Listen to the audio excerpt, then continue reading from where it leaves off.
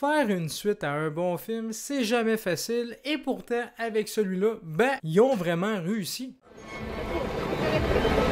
Moi, je sais.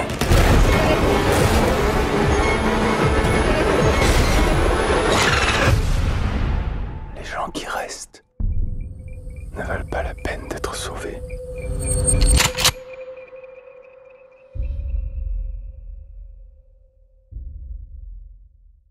Salut tout le monde, j'espère que vous allez bien. Et oui, aujourd'hui, on va parler de A Quiet Place Part 2 ou Sans un bruit 2 en France ou Un coin tranquille 2 au Québec. Seigneur, ces changements de titre en français, c'est vraiment fatigant. Peu importe leur nom! Grosso modo, l'histoire du film, ben, ça suit les événements du premier film. On suit la famille Abbott dans un monde post-apocalyptique en 2020, je pense.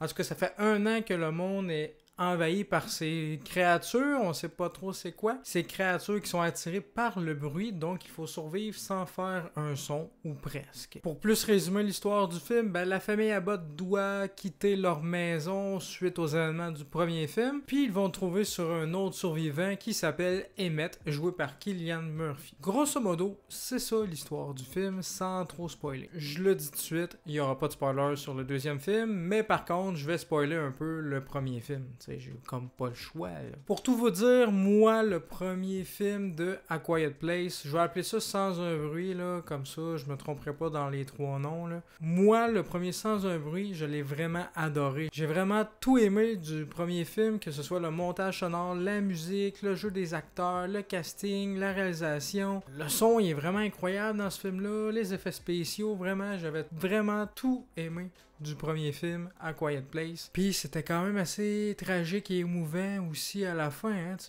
je m'en souviens encore. Là. Puis, ben, le deuxième film est du même niveau, toujours bonne ambiance post-apo que j'aime beaucoup, un bon casting encore une fois.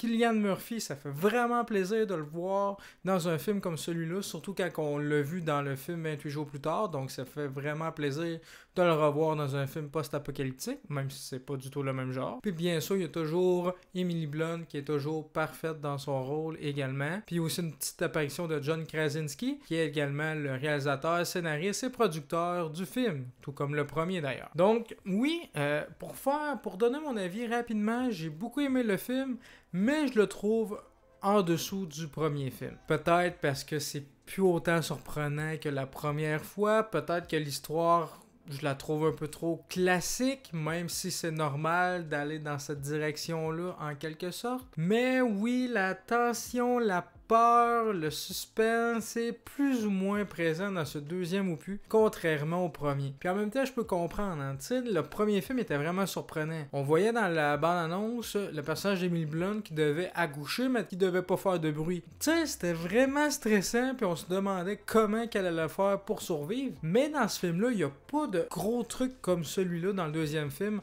En même temps, c'est difficile de passer après un accouchement, tu sais. Il n'y a pas de trucs comme ça dans le deuxième film, pourtant ça aurait pu, mais c'est pas tant exploité que ça, j'ai trouvé. Contrairement au premier film, le style ambiance, qu'il faut pas faire de bruit justement, il est très en dessous du premier film. C'est pas très présent en fait dans ce film-là. Ou du moins, ça l'est beaucoup moins. Donc ça, c'est vraiment la grosse faiblesse du film, j'ai trouvé, et son histoire classique. Sans vous dévoiler les détails, j'ai trouvé que ça ressemblait beaucoup aux autres films post-apocalyptiques. Vous avez vu Resident Evil 4, Afterlife de Paul W.S. Anderson? Ouais, c'est pas très bon. Là. Ben, c'est un peu la même chose, mais dans l'univers de Sans un bruit. Puis, ben, il y a des réactions niaiseuses de certains personnages. Les personnages se séparent à tout bout de champ dans ce film-là. Il y a comme 2 petits groupes, puis à un moment donné, il y a 3 petits groupes. Puis ça m'a agacé un petit peu parce que je me disais tout le temps pourquoi vous retrouvez pas les autres puis vous partez tous ensemble. Ce serait plus logique.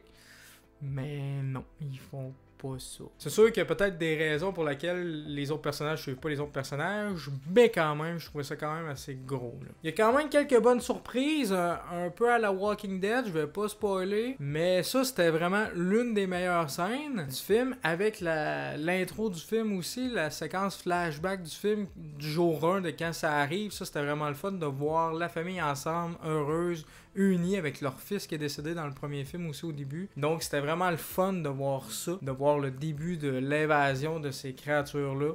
Vraiment, ça c'était vraiment cool. Gros coup de gueule aussi sur le fait que les créatures ont une deuxième faiblesse. Et oui, le gros bruit que la petite fille a trouvé dans le premier film, là, c'est pas juste ça leur faiblesse, il y en a un autre. C'est quand même beaucoup de faiblesse pour des créatures super hot de même, j'ai trouvé, là. Surtout qu'avec cette faiblesse-là, je me dis, ouais, c'est bizarre qu'après un an d'évasion, ben les personnages se sont pas rendus compte de cette faiblesse-là. Alors oui, il y a quelques facilités scénaristiques dans le film concernant justement cette deuxième faiblesse-là, notamment à travers le personnage de Digimon Uzu. Pour faire court, disons que ce personnage-là peut transmettre l'information à tout le monde parce qu'il connaît cette deuxième faiblesse-là, mais il le fait pas. Donc ça, j'ai trouvé ça bizarre. D'autres réactions très bizarres de personnages. Autre point qui est pas vraiment un point négatif, juste une constatation. Emily Blunt est très en retrait dans ce film-là, contrairement au premier film. C'est elle l'actrice principale, c'est elle la tête d'affiche. Mais on la voit moins souvent que Cillian Murphy puis sa fille. Désolé, je connais pas le nom de l'actrice là. Mais c'est surtout ces deux-là, en fait, les héros de ce film-là. C'est pas Emily Blunt, en fait. Donc oui, l'univers est toujours aussi bien, la réalisation est toujours aussi intéressante, bien inspirée. Les personnages sont toujours aussi attachants. Un nouveau personnage fort au travers du personnage d'Emmett joué par Cillian Murphy qui fait vraiment plaisir puis qui est quand même assez ambigu au début, donc ça c'est cool. Donc ouais, je suis pas déçu du film, je l'ai trouvé vraiment bon puis c'est un film à aller voir. Si vous avez aimé le premier film, allez le voir sans hésiter, vous allez l'adorer c'est sûr, vous allez l'aimer, vous allez pas être déçu. C'est du même niveau, je sais que j'ai de l'air à dire que le film est plate, mais c'est pas le cas, il est vraiment bon. C'est juste que j'ai trouvé qu'il est moins surprenant que le premier film, ce qui peut être normal. Puis je trouvais que le côté tension, le côté peur, le côté justement, on exploite le fait que les personnages, faut pas qu'ils fassent de bruit. Ben dans ce film-là, il était pas assez exploité. Puis j'ai trouvé le scénario assez classique dans le genre de ce film-là. On a déjà vu ça, là. Puis, ben, la fin, tu sais, c'est prévisible ce qui arrive, tu sais. Mais la fin, je l'ai trouvé quand même assez abrupte, plus que dans le premier film. Puis laisse présager un troisième film, mais est-ce que le troisième film est vraiment nécessaire? Je trouve pas, moi. Je trouve qu'il aurait juste dû mettre 10 minutes supplémentaires puis mettre une fin plus satisfaisante. Parce que je sais pas qu'est-ce que le troisième film pourrait apporter de plus que les deux précédents films, sérieusement. Je suis quand même intrigué de voir s'il va en avoir un troisième. C'est juste mon avis personnel. Je trouve qu'avec leur faiblesse, sérieusement, ces créatures-là, ben, ouais, ils ont mal choisi la planète ou l'environnement pour attaquer. Parce que, bon, c'est quand même assez gros, la deuxième faiblesse, là. Tu sais, vous avez vu le film Sing, là? Ouais, c'est ça. Donc voilà, c'est tout pour ma petite critique du film. J'espère vraiment que je vous ai pas incité à ne pas aller voir ce film-là. Parce que c'est vraiment un film à voir sur grand écran.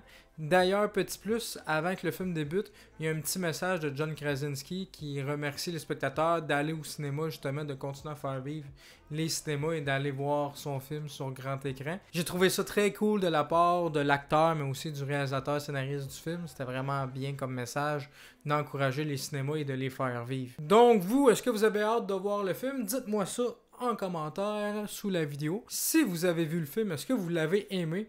Dites-moi ça en commentaire. Est-ce que vous me trouvez trop dur envers le film? Oui, dites-moi ça. N'oubliez pas de laisser un petit pouce bleu à la vidéo si vous l'avez aimé, à partager la vidéo, ça aide beaucoup la chaîne, et surtout à vous abonner pour voir les prochaines vidéos. Sur ce, on se dit à la prochaine. Continuez de regarder des films et des séries. Ciao!